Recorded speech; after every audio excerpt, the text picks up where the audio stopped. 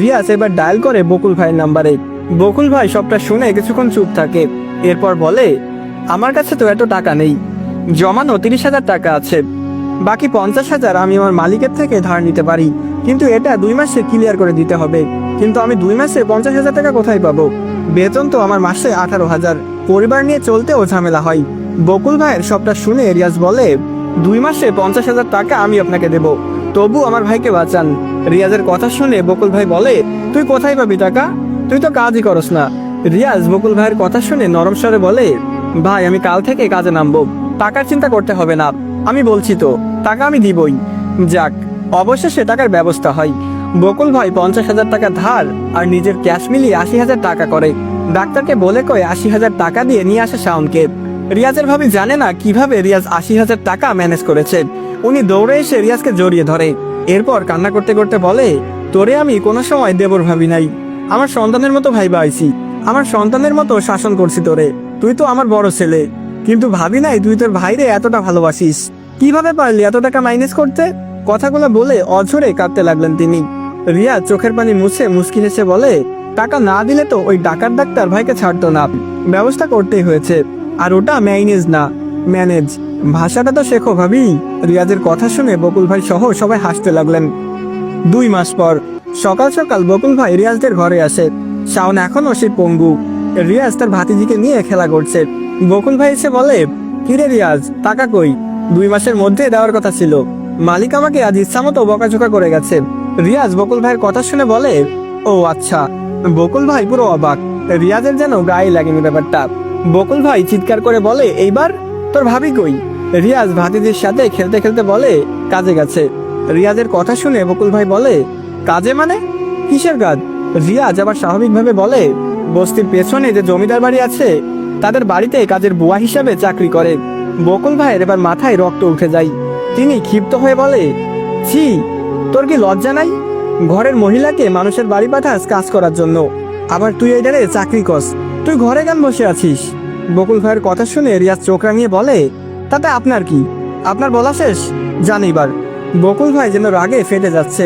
তিনি আরো উচ্চস্বরে বলে, তোমার টাকা কোথায়? রিয়াজ বলে, নাই। বকুল ভাই আবার বলে, নাই মানে? ধার নিয়েছি ওটা আমি, তোর ভাইয়ের জন্য, তুই তো নিতে বললি, এখন নাই মানে কি? রিয়াজ বলল, হ্যাঁ দিব বলেছি, কিন্তু নেই আমার কাছে, আমি কিভাবে দেব? বকুল ভাই বলে, আরে তুই কি বলদ নাকি? অশিক্ষিতর ঘরের অশিক্ষিত, কি সব বলছিস তুই?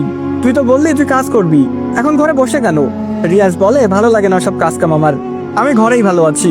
বকুল ভাই বলে, কুত্তার বাচ্চা, তোমার টাকা কে দিবে? রিয়াজ বলে, আমি কি জানি। বকুল ভাই এবার বলে, আগামীকাল আসতেছি, যদি টাকা না পাই তো তোর ঘরদোয়ার ভেঙে শেষ করে দিব, দেখিস তুই। আর ওই শাওনের বাচ্চা, কোন বালডারে খাওয়ায়া বড় করছস, মাথা তার সব সেরা এডার, সব দোষ তোর।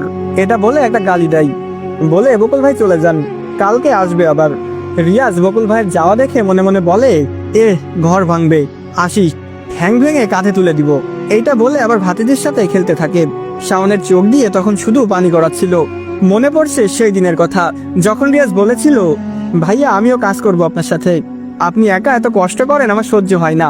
তখন যদি রিয়াজকে কাজ শেখাতো, আজ এই দিন দেখতে হতো না। শাওনের পুরো দেহ অচল, কথাও বলতে পারে না, চোখ দুইটা শুধু নাড়াতে পারে, তাও সেই চোখে পানি। পরের দিন সকালে বকুল ভাই কয়েকজন মানুষ নিয়ে আসে শাওনের ঘরে। রিয়াজ বারান্দায় বসে সিগারেট টানতেছে। এতগুলা লোক দেখে সিগারেট ফেলে রিয়াজ এক দৌড়ে ঘরে ঢুকে যায়, আর দরজা বন্ধ করে দিয়ে ভাবিকে বলে, ভাবি বকুল ভাই আমাকে মারতে আসতেছে। রিয়াজের ভাবি রান্নাঘর থেকে দৌড়ে এসে বলে, কেন, কি হয়েছে? দেখি আমি সত্য। কথাটা বলে ভাবি দরজা খুলে বাহিরে আসে। তখনই সেকেন্ডের মাথায় রিয়াজ আবার দরজা বন্ধ করে দেয়। ভাবি নিজেও অবাক, ভাবিকে বের করে রিয়াজ আবার ঘরে লুকালো কেন?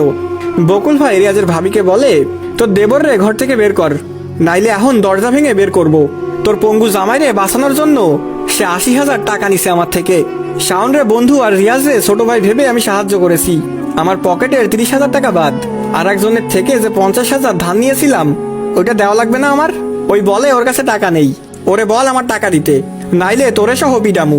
হঠাৎ বকুল ভাইয়ের এমন আচরণ দেখে ভাবি নিজেও অবাক হয়ে যায়। বকুল ভাইয়ের চিল্লাচিল্লি শুনে ছুটে আসে বস্তির বাকি লোকজন। ঘটনা শুনতে চাইলে বকুল ভাই সবাইকে সবটা খোলসা করে। একটা সময় পুরো বস্তির লোকও বকুল ভাইয়ের পক্ষে হয়ে যায়।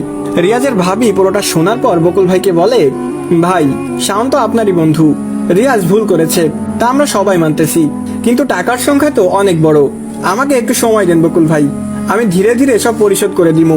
রিয়াজের ভাবির কথা যেন গায়ে লাগলো না বকুল ভাইয়ের। তিনি গা ঝটকিয়ে তেড়ে আসেন ভাবির দিকে। ভাবি পেয়ে যায় ভয়। বকুল ভাই সোজা ভাবির দিকে এসে আঙুল তুলে বলে, 7 দিন সময়, 7 দিনের মধ্যে যদি আমি টাকা না পাই তবে তোরে ল্যাংটা করে বস্তিতে বেঁধে রাখবো। ছুরি আর পিস্তলের আঘাতই যে বুক ছিদ্র করে তা হয়তো ভুল। বকুল ভাইয়ের এই কথাটা যেন ভাবির বুক ছিদ্র করে দেয়। 2 চোখ বন্ধ করে ভাবি কেঁদে যাচ্ছেন, নীরব কান্না। বকুল ভাই কিছুক্ষণ চিল্লাচিল্লি করে লোক নিয়ে চলে যায়। বস্তির লোকেরাও ভাবির দিকে কেমন একটা নজরে তাকিয়ে আছে। ধীরে ধীরে তারাও হালকা হতে থাকে, যে যার ঘরের দিকে চলে যেতে লাগলো। ভাবি মূর্তিমতির মতো উঠানেই দাঁড়িয়ে আছে। এর কিছুক্ষণ পর দরজা খোলার শব্দ। ভাবি মাথা তুলে পেছনে তাকিয়ে দেখে রিয়াজ চোরের মতো দরজা খোলে। ভাবির চোখ রিয়াজের চোখ বরাবর পড়তেই রিয়াজ মাথা নিচু করে ফেলে। ভাবি নিজের চোখের পানি মুছে ধীর পায়ে হেঁটে যায় ঘরে। রিয়াজ তার ভাবির আগমন দেখে পেছনে হেঁটে দাঁড়ায়। ভাবি চুলার সামনে বসে আবার রান্না শুরু করে। রিয়াজ হাত পা গুটিয়ে ঘরের কোনায় বসে রইল। বকুল ভাই যে থ্রেড দিয়েছে তা গ্রহণীয় নয়। পাশের বিছানাতে শুয়ে আছে শাওন, হোক সে পঙ্গু, তবুও কান সতেজ। বকুল ভাই অর্থাৎ নিজের বন্ধুর মুখে আসা থ্রেড শাওনের কান অব্দি আসে। প্রকাশ করার জন্য হাত পাতেও কাজ করে না, কিন্তু চোখ বেয়ে অশ্রু ঝরছে ওনার। রিয়াজের ভাবি রান্না শেষে চুলা থেকে ওঠে। নিজে তো খায়নি, কিন্তু বের হওয়ার আগে রিয়াজকে বলে, আমি কাজে যাচ্ছি, খেয়ে নিয়েন, আর ভাতিজিকেও খাওয়াই দিয়েন, শাওনের খেয়াল রাখুন বলে ভাবি বের হয়ে যায়। রিয়াজ ভাবির দিকে অবলক দৃষ্টিতে তাকিয়ে রইল। আজ হঠাৎ তুই থেকে আপনি করে কেন বললো, ভেবে যাচ্ছে রিয়াজ। ভাবি চলে যাবার পর রিয়াজ চুলার কাছে এসে পাতিল উল্টে দেখে ভাত আর ডাল রান্না করে গেছে। সাথে একটা পেঁয়াজ কেটে রিয়াজ নিজে ভাত খেয়ে নেয়, সাথে শাওন আর ভাতিজিকেও খাওয়াই। সারাদিন বর্ষাতেই কেটে যায় রিয়াজের। সন্ধ্যায় ভাবি বাসায় আসে, হাতে কিছু টাকা দেখা যাচ্ছে। রিয়াজ ভাবির হাতে অনেক টাকা দেখে প্রশ্ন করলো, এত টাকা কোথায় পাইলেন ভাবি? ভাবি কোনো জবাব না দিয়ে আগে 1 গ্লাস পানি খাই, এরপর হাতে টাকাগুলা বের করে গুনতে শুরু করে। ভাবির হাতের ভঙ্গি দেখে রিয়াজও গণনা করে। ভাবির হাতে 3000 টাকা। রিয়াজ চুপ মেরেই বসে রইল। ভাবি নরম স্বরে রিয়াজকে বলে, আজ জমিদার মশাইয়ের বইলা কই টাকাগুলো আনছি, আরো 47,000 টাকা কই পামু ভাবতেছি। আপনি কিছু একটা করেন ভাইয়া, নইলে শুনলেন তো 7 দিন পর আইসা আমারে কি করবো বকুল ভাই। রিয়াজ ভাবির কথা শুনে আবারও মাথা নিচু করে ফেলে। তখনই বাসার বাহির থেকে রব্বানী সাহেব উচ্চস্বরে বললেন, কিরে শারমিনের মা, কই রে, একটু হুই না যাও। রব্বানী সাহেব এই বস্তির দোকানদার, বস্তির গেটে ওনার মুদি দোকান রয়েছে। ভাবি ওনার ডাক শুনে ঘর থেকে বেরিয়ে আসে। রব্বানী সাহেবের হাতে একটা মদের বোতল, দেহের অঙ্গভঙ্গি দেখে বোঝা যাচ্ছে মাতাল হয়ে আছে। ভাবি দরজার বাহিরে এসে বলে, কি হয়েছে ভাইয়া, ডাক দিলেন যে? রব্বানী ভাই মদের বোতল হাতে রেখে হেলে দুলে ভাবির সামনে আসে। এরপর অস্পষ্ট মাতাল স্বরে তিনি বলতে লাগলেন, তোমার দেবর বলে মানুষের টাকা নিয়ে তোমারে লাগাই দিছে, আমি 2000 টাকা দিব, আজকে রাতটা আমার ঘরে চলো। উনার এই কুপ্রস্তাব শুনে ভাবি বলে, ছি রব্বানী ভাই, আপনি আমার বড় ভাইয়ের মতো, এগুলা কি কইতাছেন? ভাবির কথা শেষ হতে না হতে ঘর থেকে রিয়াজ বাতাসের গতিতে বেরিয়ে আসে। রব্বানী ভাই কিছু বুঝে ওঠার আগেই রিয়াজ সোজা দৌড়ে এসে রব্বানী ভাইয়ের কলার ধরে আর নিক্ষেপ করে উঠানে। এমন দৃশ্য দেখে ভাবি হা হয়ে যায়, যেন রব্বানী ভাইকে পলিথিনের মতো ছুঁড়ে মারল রিয়াজ। এখানেই শেষ ভেবে ভাবি চুপ রয়, কিন্তু রিয়াজ থামেনি। মাটি থেকে মদের বোতলটা তুলে সোজা আঘাত করে রব্বানী সাহেবের মাথায়। রব্বানী সাহেব ব্যথায় চিৎকার দিয়ে উঠলে বেরিয়ে আসে বস্তির সবাই। সন্ধ্যার সময়, হালকা অন্ধকার, এই অপচিকিৎসা আলোতে রব্বানী ভাইয়ের পরিবার উপস্থিত হন।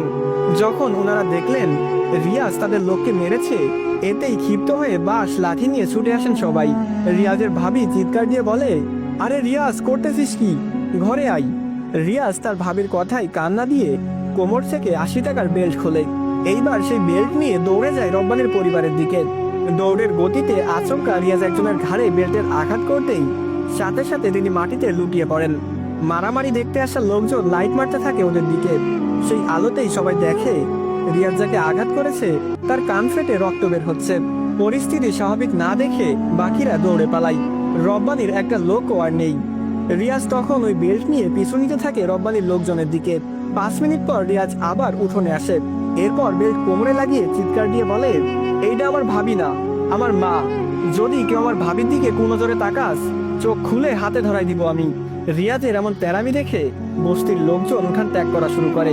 রিয়াজ ফুলে যেন রাগে বেগুন হয়ে যাচ্ছে। রিয়াজের ভাবি এবার রিয়াজের কাছে আসে। এরপর রিয়াজের হাত শক্ত করে ধরে বলে, ঘরে আয় তুই। টানতে টানতে রিয়াজকে নিয়ে যেতে থাকে ঘরে। রিয়াজ চুপচাপ ভাবির সাথে চলে আসে। ঘরে ঢুকার পর ভাবি দরজা বন্ধ করে দেয় আর কড়া স্বরে বলে, আয়, তোদের সাহস দিচ্ছিস তুই? তোর কারণেই ওরা আমার অসহায়ত্বের সুযোগ নিতাছে। তোর ভাইয়ের জন্য সব করছিস, তাই না? তো বিপদে আবার কেন ফেলছিস? কি লাভ হইল তোর ভাইরে বাঁচাইয়া? উনার এসব দেখার চেয়ে মইরে যাওয়াই তো ভালা। কথাটা বলে এভাবে রান্নাঘরের দিকে যাই। এরপর একটা বটি হাতে নিয়ে বলে, আমি জানি আমার জামা এই বেইজ্জতি মাইনা নিতে পারবো না। আমি জানি আজ উনারেও মারমু আর আমিও মরমু। বলে ভাবি ছুটে যায় শাওনের দিকে। তখনই রিয়াজ দৌড়ে এসে ভাবি পা চেপে ধরে। ভাবি জোরাজুরি করেও রিয়াজের হাত থেকে পা ছাড়াতে পারেনি। কষ্ট আর হাজার মানসিক যন্ত্রণা নিয়ে ভাবি মাটিতেই বসে পড়ে।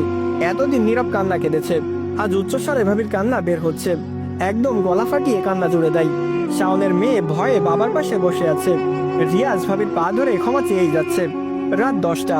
রিয়াজ ঘরের কোনায় আবারও হাত পা গুজে বসে আছে। ভাবি বটি হাতে এখনো সেই স্থানে। কিছুক্ষণ স্থির হয়ে ভাবি বসা থেকে উঠে দাঁড়াই। এরপর রিয়াজের কাছে গিয়ে বলে, ভাত খাইয়া ঘুমায় পড়ো, সকাল সকাল আমার কাজে যাইতে হইব।